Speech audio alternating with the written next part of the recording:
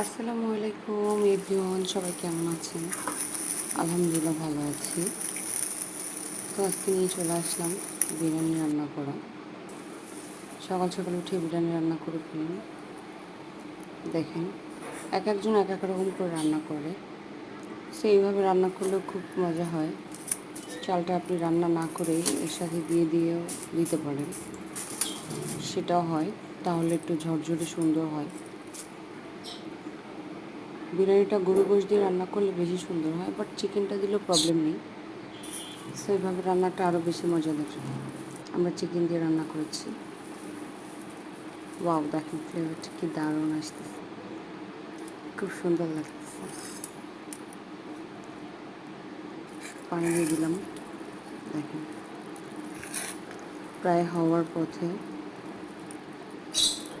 যখনই উতলায় যাবে তখন একটু হালকা ভাপে দিয়ে দিবেন। বেশি জাল দিলে আবার চালটা শক্ত থেকে যায়। দেখেন, রান্না কমপ্লিট। আমরা খেতে চলে এসলাম। রানটা আপনাদের জন্য রাখলাম, চলে আসবেন। দেখেন, বিরিয়ানি কিন্তু রাঁধতে পারলে বেশি সময় লাগে না, এবং সব থেকে বিরিয়ানির মশলাটা কষানো হয়েছে মেন। মাংসের সাথে যে মশলাটা দিবেন ওইটাই মেন। ওইটা সুন্দর করে কষানো হলে বিরিয়ানিটা খুব সুন্দর লাগবে। সবাই আসবেন। আসসালামু আলাইকুম।